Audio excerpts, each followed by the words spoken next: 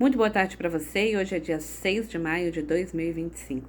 E dando continuidade no evangelho que nós estávamos fazendo a partilha de ontem, na liturgia de hoje, Evangelho de São João, no capítulo 6, versículos de 30 em diante, e nos diz assim: Perguntaram eles: Que milagre fazes tu para que o vejamos e creiamos em ti?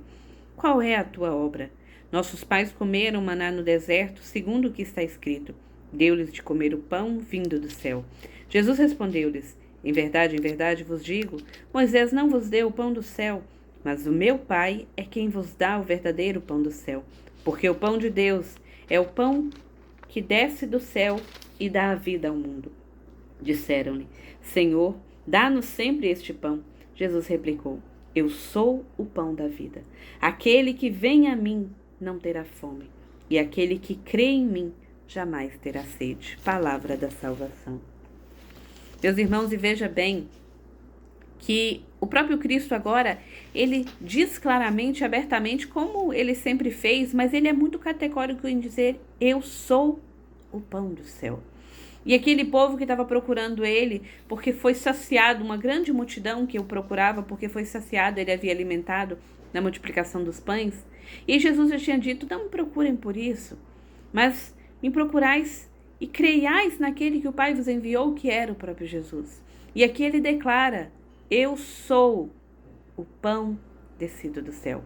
Porque aí o povo vai questionar: mas a gente está vindo atrás do Senhor, o Senhor está questionando que a gente veio por causa do alimento que o Senhor nos deu, nos alimentou fisicamente. Mas quais são as tuas obras para que a gente possa então ir além disso?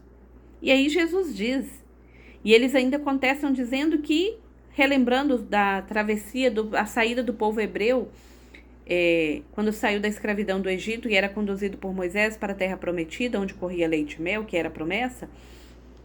E aí no meio do caminho o povo tem fome, começa a reclamar, mas Deus diz: fazer com que descansem. E aí veio o sono, e aí o maná veio, o alimento para eles. Mas muito mais do que saciar a fome daquele povo, Deus quer nos saciar por inteiro. E aí Jesus vai dizer: eu sou o pão vivo descido do céu. Porque o pão vivo descido do céu, apenas o meu Pai, não é Moisés, é o meu Pai que envia e é aquele que dá vida ao mundo. Ao mundo é ao povo daquela época, é ao povo de antes daquela época, é ao povo da nossa época, é aqueles que virão depois de nós. Toda a humanidade, o alimento da nossa alma é Jesus, o próprio pão descido do céu.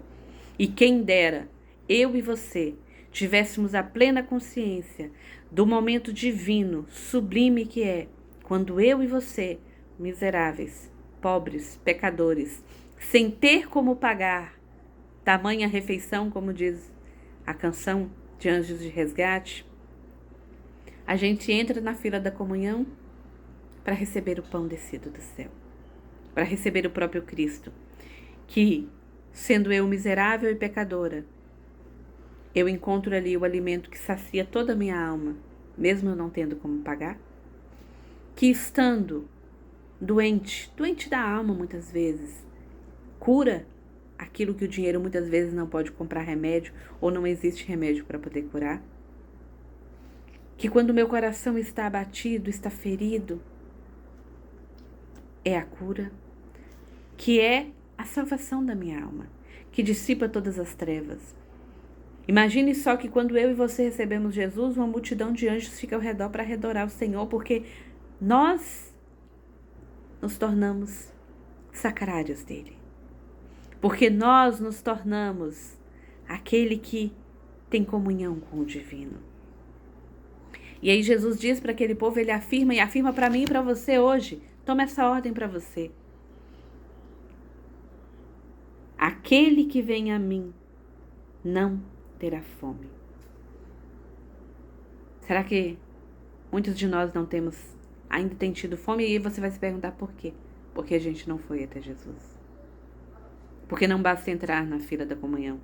Quantas e quantas vezes a gente às vezes entra na fila da comunhão como se estivesse indo na fila da padaria para poder receber um pão qualquer, achando que tem dinheiro para poder pagar, achando que merece, achando que pode. Quem nos dá a dignidade é o próprio Espírito Santo de Deus, que habita em mim e que habita em você. E quantas vezes a gente entra indignamente na fila da comunhão sem estar em estado de graça? porque não faz mal nenhum. Porque eu não preciso lutar o mínimo que seja para poder entrar na fila, né? Quantas vezes eu e você estamos, às vezes, vestidos indignamente para poder receber o corpo e sangue do Senhor?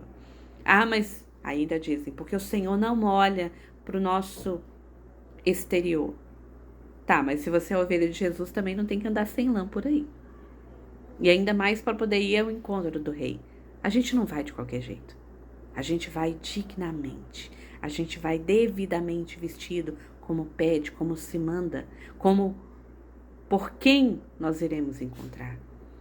E aí ele ainda diz, e aquele que crê em mim jamais terá sede.